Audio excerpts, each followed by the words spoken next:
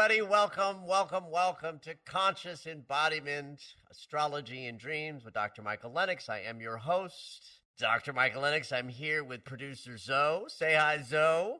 Hey, everybody. How's Mercury retrograde been treating you, Zoe? You know what? Not bad. Oh. I am doing pretty well, like, in that arena. I feel like the last communication issue I had was pre-Mercury retrograde, and I haven't had anything like that since. So. How about you? Well, truthfully, I find Mercury retrogrades very cranky. I don't enjoy the sensation that I'm often experiencing when Mercury's retrograde. Been noticing the last retrograde and this one, air signs maybe gave me a little low-level headache experience since he went backward. But I really wanted to take a moment and talk about retrogrades because you know, Zoe, and you know, public, if you've been listening to me for a while, I have some opinions about the overemphasizing the social and outer planets movement backward and retrograde is like, you know, these memes of, oh my God, everyone's in retrograde, therefore XYZ won't happen. Or now they're going direct and boy, everything's going to come your way. But that's not at all accurate. It's not good astrology. And we had an experience of all the social and outer planets retrograde at the same time. And then Mercury went retrograde, and now that's something to talk about. Mercury being retrograde while all of the other planets are also appearing to move backwards. That's something that we will feel and experience very directly. And I believe, astrologically, this is sort of what was behind last week's crazy social media blackout that happened on Monday and Tuesday of last week when Instagram and Facebook, went down. I was about to say that. I was like, well, the world is having a little retrograde issues. Well, you couldn't have set me up better, Zoe, with a statement like that. The world is experiencing. So let me just sort of try and break this down a little bit. I've taught about this before, and I'm going to teach about it again today. The outer planets, Neptune, Uranus, and Pluto, have very regular retrograde direct rhythms. And these planets represent our higher consciousness experience, our experience of bigger collective energies are represented or reflected by the movement of Uranus, which is specifically about waking up or sudden change, Neptune, our spiritual connection, and Pluto, the shadow, power and authority. Those are global, collective, planetary energies. And when they're direct or retrograde, we cannot feel that. Now, the memes that you see out there in, social media land around retrograde will suggest that, in fact, we can feel that. And then, if you believe the memes kind of say this. All the planets are retrograde, therefore nothing's moving forward in your life. And now they're going direct and, oh my God, everything's going to start happening again. That's nonsense. The outer planets move backwards and forwards, and they are such a tiny, subtle distinction between Pluto, Neptune, or Uranus being either retrograde or direct that I promise you, not that the most highly sensitive beings on the planet are not going to be able to distinguish between any of those planets being in one direction or another. You were saying that you have feelings in your body during Mercury. Right? I'm going to build back down, right? So, I'm going to start with the big outer planets where I promise you the difference between Pluto direct and, say, Pluto retrograde is nothing you're going to feel. Got it. Unless you're somebody who's receiving a direct Pluto transit. Like, I know a bunch of people who were born on July 17th. It's just a weird synchronicity. Right. It's just like an intimate relationship that I have and then a collegial relationship I have. Both of these people have Sun in Cancer. Pluto's in Capricorn, the opposite sign. Because they're born on July 17th, their Cancer sun is at 25 degrees of Cancer. Pluto is at around 24, 25 degrees of Capricorn this year. So those individuals are going to feel Pluto turning around and going direct, because the opposition from Pluto to their sun has been part of their entire 2021 experience. And so that crushing aspect returning by direct motion is something they might feel, but not in a way that they're going to identify. My friends aren't waking up this morning, or rather waking up when Pluto went direct last week. They didn't wake up and go, oh my God, I feel so much different because Pluto's now direct. But at any rate, the point I'm trying to make is the general population is not going to have a distinct experience one way or another based on the planets being, at least compared to what the social media memes would suggest. Got it. I'm not saying that retrograde motion isn't a thing. It is. But here's where I think it can be clearer for everybody. Let me say that. So we start with this idea that the outer planets, not so much meaning or distinction between the two directions. Social planets, maybe, meaning Saturn and Jupiter, because these are now, they are also collective energies, but they're not esoteric collective energies. They're not the higher consciousness that Neptune, Uranus, and Pluto reflect. They are the consciousness of what's happening on the planet socially, in our communities, in our towns, in our countries, in our politics, in our social structures, in our dynamic of everything that we sort of run our lives on. When those planets are direct or retrograde, maybe now there's a bigger connection between what you in your body might feel or experience if the planet that helps you build structure and make things happen, Saturn, is retrograde or direct, or the planet that brings bounty, expansion, and abundance is retrograde or direct. But even so, I'm telling you, like, if you're making choices about how you're creating what your heart desires, and you're looking at the retrograde planets and saying to yourself, well, this isn't a good time, or things are slowing down, or this is, nothing's going to move forward. You're letting superstition guide you, not really letting astrology guide you. So here's the perfect setup, I think, to describe an impact of all of the planets retrograde in a moment where now the personal planet of Mercury turned around and joined everybody in this underbelly, unconscious place that is the territory where planets are when they're moving backwards. Mercury is the planet of our individual thinking mechanism. That means that everybody with a brain and a thought pattern and an ability to express themselves on the planet is going to feel the impact of Mercury going retrograde because it's a personal planet. It hits everybody at a personal level. So it was fascinating to me to watch Mercury go retrograde in an air sign, which means it's more likely to connect to thoughts and collective, communication like social media represents.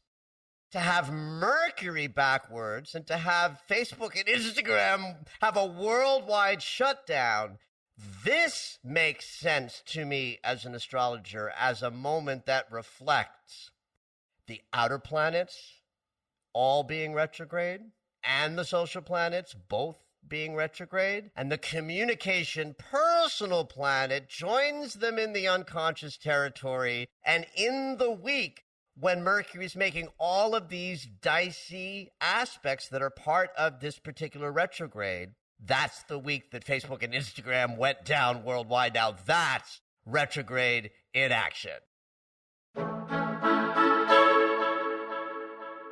So Venus is in Sagittarius now, and that's a welcome relief from her passage through Scorpio because of the emotional intensity involved. So when I was talking about Venus in Scorpio, a lot of the language I was using was talking about and addressing the emotional intensity of that passage.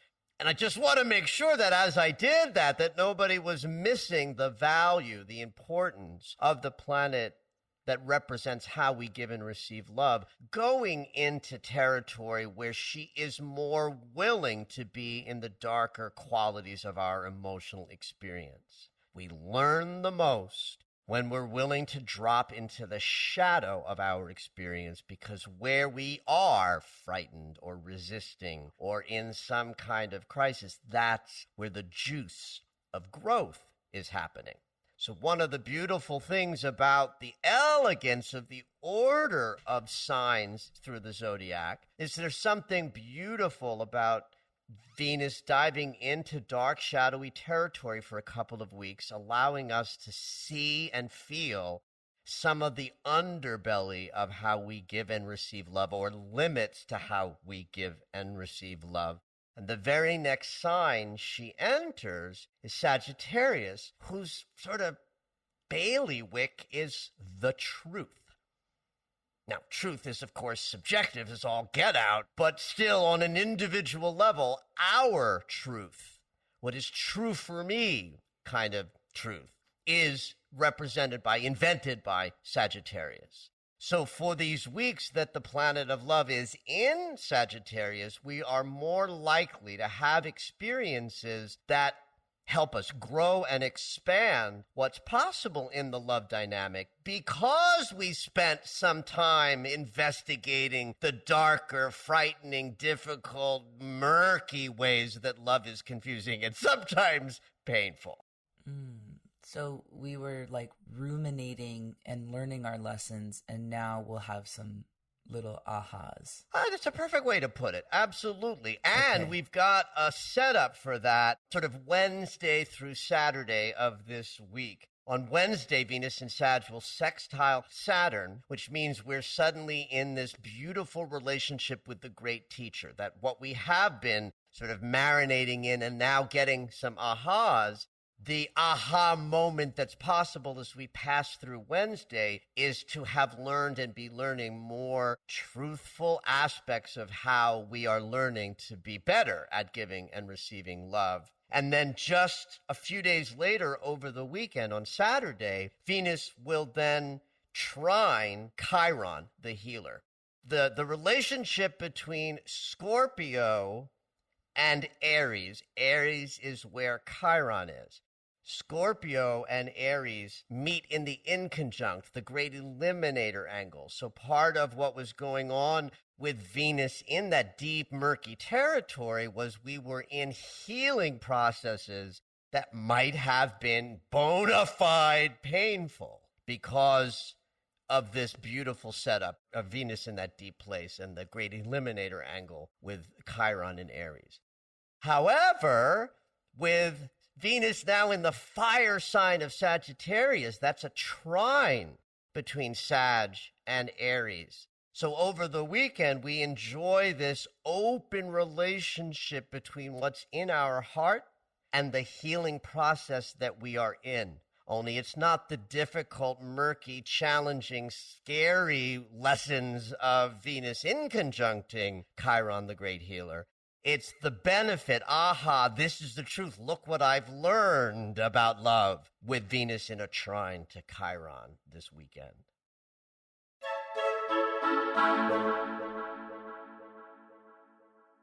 Mercury's a little shenanigan-y this week. Only one of the triple transits. It actually hits today, the 11th, which harkens back to September 10th and also ahead to October 24th. The inconjunct is the fork in the road. When two bodies hold this long, narrow geometry, they're kind of fighting with each other, like only one can win, right? In this case, we're always looking for the faster planet in a transit to really sort of reflect what's happening. So Mercury in this case is the faster planet. And in the great eliminator angle with the planet that brings our heightened awareness and our sudden observations and shifts and changes in our paradigms. That's Uranus. The great awakener wants us to wake up. So if we're in a process that shifts and changes how we think and process our communication, a great eliminator angle with Uranus is helping us rise up to a higher level of how we communicate. So this is an angle that can bring sudden and unexpected shifts and changes and losses and pivots. So part of what this Mercury retrograde is bringing is the sudden and unexpected things that I can't predict for you on a podcast, because when Uranus is in the house, anything can happen and probably will. But I can guarantee you that if, as you move through these couple of days of the beginning of this week and something is unexpected or trips you up because you didn't see it coming, or is being taken away from you very suddenly when you thought, oh, this is my jam or my thing, look back to September 10th, and if you feel and see any connection to that second week in September, you're likely to also see another iteration of whatever issue is coming up that reflects this transit around October 24th.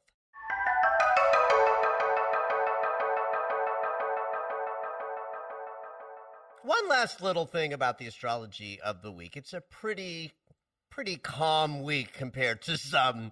And I don't usually get to come along and say, oh my God, we're going to have such a lovely weekend. But in fact, Friday and Saturday of this week has a little cluster of yummy transits, making those 2 days in particular more confident, optimistic, expansive, and yummy.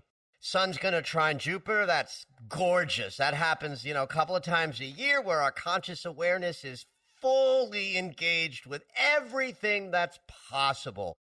What an expansive and lovely, 3-day period. Solar transits sort of have an impact for about 3 days. Mercury's going to sextile Venus. This is not a triple transit as part of his retrograde cycle. It's a passing transit because Venus and Mercury are both moving. Venus is moving backwards. Venus is, heading forward at her regular speed. But at the same time that the Sun and Jupiter are opening us up to all kinds of yummy possibilities, our communication and our love buttons are working really well together. And then there's just a little moment in the lunar cycle where the moon will trine the sun, and that's the loveliest moment in the 28-day lunar cycle. And all 3 of these cluster up on Friday and Saturday.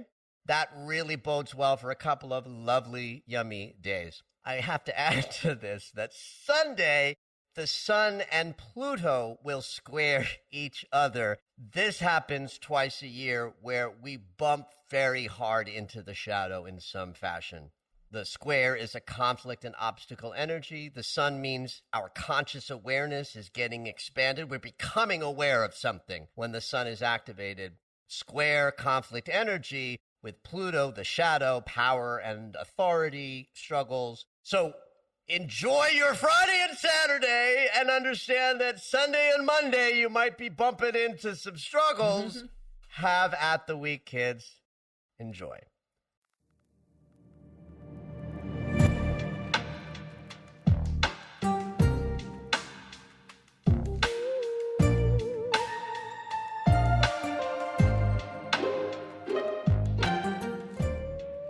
All right, it's dream segment time. Every week, Dr. Michael will interpret dreams that are sent in via email or take a live caller. If you would like your dream interpreted on the podcast, you can go ahead and email us at dreams@michaellennox.com. Hopefully your dream will make it onto the show.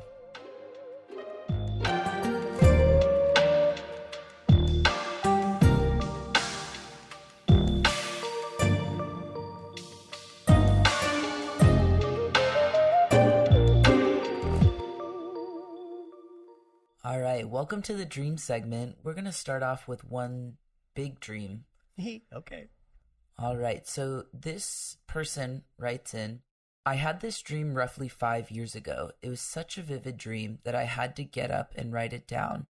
When I saw my life coach after having the dream, she was convinced it was about my Akashic records, my ancestry, and past lives. The dream starts with my older brother and I walking through a market of some type. It was strange in itself, as I have never been close to my brother or done anything with him. As we were walking through this market, my brother stopped to solve a math problem that was on a large chalkboard. I kept walking and came upon a woman with a table of books. On this table was a very large leather-bound book. It was old and had some type of picture on the front, faded. When I opened the book, it was a handwritten list of names, pages and pages of handwritten names. I noticed the names seemed to be a list of members of a Native American tribe, the Quash tribe. That name was very specific in my dream. I told the woman she should donate the book to a museum, but she just wanted to get rid of the book and was selling it.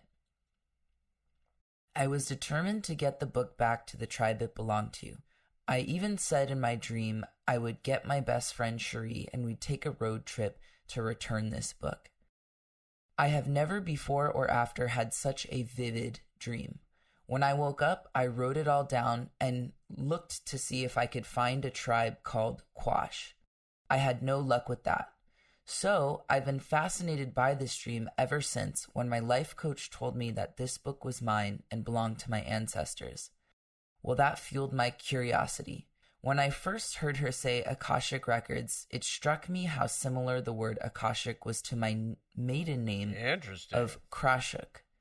So maybe this book is about my ancestors? I'd be curious to see what Dr. Michael has to say about this dream, what other insights I can get into its meaning, and how it relates to me and my ancestors. Much love, Bonnie. Oh, I love this dream. Good work, Zoe. Juicy dream. Well, first of all, let me say this real quickly. If you don't know what the Akashic Records are, Rudolf Steiner created this sort of access to information that goes back and incorporates things like Lumaria and it's very woo-woo way of connecting to information that reflects our individual journey in bodies. And people who read the Akashic Records, it's kind of like a psychic reading ability to go in, but it's much more not about like, are you going to buy a red car in 3 months, but where you come from in a universal sort of way, right? So it's about, let me say this, because I am no expert on the Akashic Records, and I may have just really blown that to smithereens. Understand that if we're talking about Akashic Records, we're talking about existence. Like existence with a capital E. So I got to start with the fact that this dreamer received some reflection when she had the dream from her coach that resonated. The coach says, this is what this sounds like. So rather than say Akashic Records, I'll paraphrase. The coach is saying, this is a dream where you are connecting to your existence in a greater level than just you in a body as a person. And of course, our sibling units are part of our consciousness, for better or for worse. That's sort of something mysterious about who we travel with. And we certainly travel with our siblings in a manner that's powerfully connected to us because of genes and biology. So we're in a marketplace. That's a good symbol for moving about the world, where people interact and share and exchange ideas, where a marketplace is that. But so in dream consciousness, this dreamer is in consideration of her existence, and the dream sets her up to be in a place that reflects people moving about in the world, having a life and exchange. I love the fact that the brother connects to math. Math is very masculine. The brother is a masculine figure. It's not him because it's her dream. And so the masculine part of her is in consideration of how math is the language behind everything. Math is behind music. Math is behind all of physics. Math is behind astrology. It's right. It's all math. Behind all of existence is math.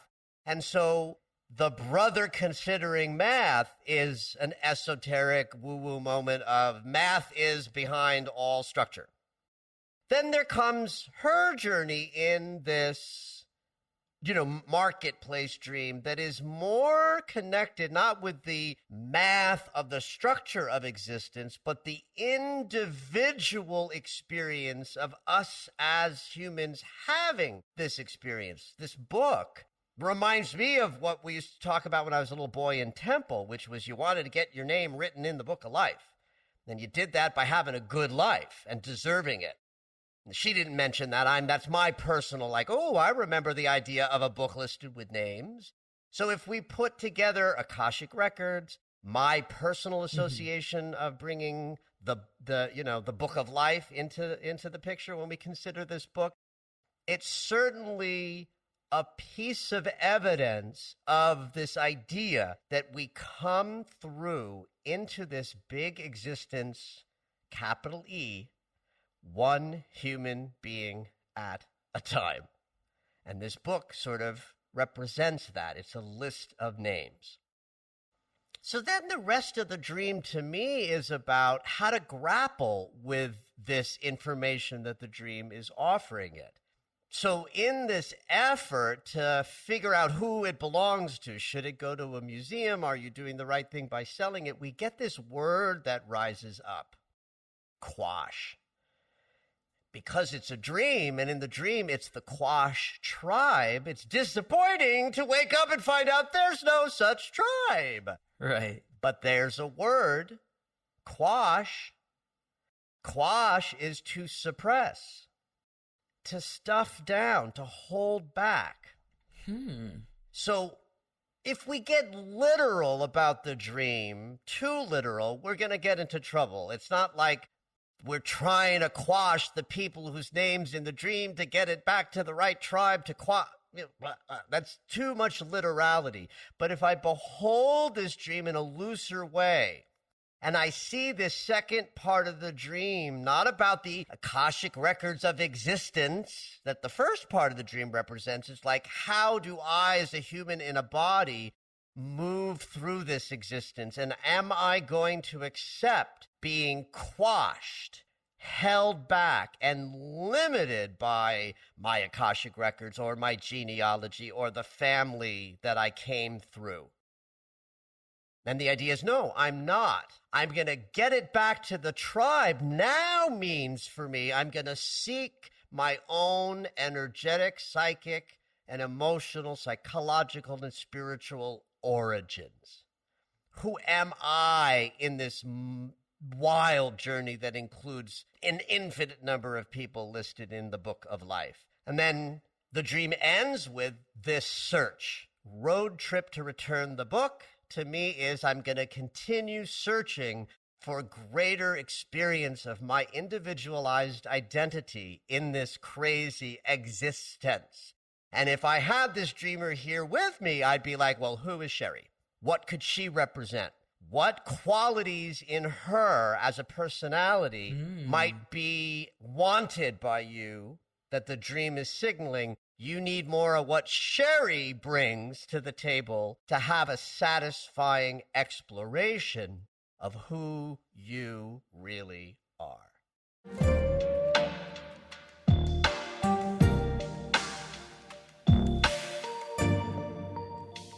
All right, this next dream really hit me with its last word of desperation, which just is so painfully beautiful in my opinion. I love that. The word desperation. I love it. Let's hear it. Okay, so Brandy writes in, I recall this dream whereas I was a college-age kid that had been staying with my mother who had many children. In this life, I am the only child, but back to the dream. Here, I felt out of place and unnoticed and knew she was having an affair, and I decided to leave so suddenly. I was in this beautiful new home on the water with someone looking for a roommate. But I remember I kind of had to plead to be her roomie. But finally, she agreed. The feeling of this dream was that of a plastic bag floating in the wind. Total desperation. Do you mind my asking, so why you had such a personal identification with this dream? I feel like I've had extremely intense emotional feelings in dreams before. Yeah. It's not something that happens normally for me, but there are those standout moments. And the feelings that I often have that are super vivid would be desperation, high anxiety, totally out of control, stressed. Yeah, beautiful. It's seldom I wake up all of a sudden from an intense euphoric dream. Like, oh, that felt good. Wow. Well, what's beautiful about that, Zoe, is this is what dreams do for us. Part of the very simplistic way we face life on life's terms is we go to sleep at night and we visit the worst of us. Oof. We visit our greatest fears, our deepest shames, our most tragic mistakes, and the ways in which we are a big no to life. And we be with that part of ourselves so that we can wake up the next day and meet life on life's terms. Right? It's no different than comforting somebody who's in some pain and acknowledging their pain, and that's comforting. That's sort of what we do in our dream state. We go in, we acknowledge our own pain so that we can go meet the world. That makes me think of folks who have night terrors. I Oh, wow. I have not had this personal experience, but I know people who have night terrors, or, you know, they never get a full night's sleep because of their dreams. So I'm assuming they have a lot that they're holding for their inner self. Let me say this, that night terrors have a strong neurological component of brain wiring that isn't necessarily personal, but it is accurate to say that someone who has a sleep challenge that inhibits good and thorough deep sleep is going to have less of the benefit of this thing that we're talking about going into dreams and marinating in their, poopy smell and coming out, the next day ready to face it. Interesting. Sleep counts. Yeah. All right. So let's break down this dream. I don't know how old the dreamer is now, but in college age, we are fully separating from our identity as children of our parents. Right? It's that moment when, for most people, they're independent for the first time, and maybe not full on in their adult life, but they are independent from the family dynamic that led them through life from birth to the point where they went to college age. So we're certainly in a dream where the dreamer is considering who they are as an individual, separate from their mother, in this case, particularly, because she's who plays a prominent part in the dream. Who am I?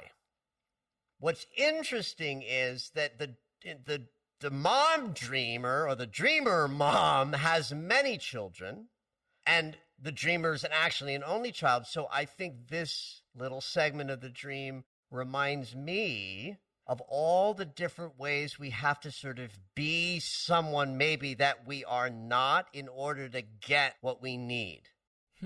Right? So that this little line in the dream would lead me to ask questions of this dreamer, like, who did you have to be to get your mom's attention? Because it might have been different aspects of you to get her in, attention in different ways. So there might be a little bit of who am I kind of consciousness being expressed in that first segment of the dream, where there are many children, though in waking life she's an only child. There's certainly a disconnect between she and her mother because she felt out of place. She needed to go from this home with her mother, which of course goes back to the college age sensibility of this is a dream about separating from the consciousness of your mother. The affair piece is interesting because, of course, this dreamer isn't her mother's lover. She's the daughter in the dream. But let's look at what an affair is. An affair is when somebody gets their needs met, but they do it circuitously. They do it sideways. They don't do it directly. They're getting their intimacy needs met through the back door. So while, again, I don't think this moment in the dream is about fidelity in relationship, it's a dream about I'm at a place because my mother's needs are getting met elsewhere. Or in the inverse, it could also be I need to get out of here because my needs cannot get met any longer by my relationship with my mother. I have to create a new identity that's independent. You following me so far? Yes. Yay. So the beautiful new home on the water is the self that she's ready to step into, with some qualifications. She has to beg to be ready for the beautiful new home on the water. That means there's a part of her that believes she deserves to feel self-actualized and beautiful and yummy in the way that this house reflects, and a part of her that doesn't feel she deserves it, right? So the witness in the dream doesn't feel completely deserving of independent sovereignty, but there's a part of her that does have access to that, and that's the part she pleads to. So the dreams to me is actually some good news built into here, because she's clearly successful at convincing the undeserving part of herself to sort of quiet down enough to let her move into this expanded, beautiful sense of self. That's beautiful. Right? But it leaves her with some clear language about something that she's carrying with her that she's going to have to figure out how to address, the desperation piece. What's gorgeous about it is that she associates the feeling of desperation with a perfect symbol of something that reflects emptiness. Plastic bag floating in the wind. It is empty. Therefore, desperation is there because it's empty. And it can be moved around without volition from the wind because it's empty. But what is the ipso facto here? If the bag is empty, it can be filled. Right? So it's a glass half full or half empty. Absolutely. In this case, all full, all empty. Full. Well, what it does is it says what's beautiful about it, Zoe, and I think one of the reasons why it spoke to your unconscious so powerfully is it nailed it when it came to describing the feeling that you identify with, desperation. And I'm going to add to that emptiness. And the solution is right there in the symbol and the image itself. It's just not like a bad news moment. It's like, if you catch that bag, you can fill it with things like love, confidence, certainty of self, wise choices, good, healthy boundaries, etc., etc. So ultimately, yeah, it's a real, real good news dream. Thank you for listening to Conscious Embodiment, Astrology and Dreams with Dr. Michael Lennox. You can find us on Apple Music, the iHeartRadio app, and anywhere you find your favorite shows. Head on over to michaellennox.com for information on astrology readings, the Daily Astro Alert subscription, upcoming classes, and to join the mailing list.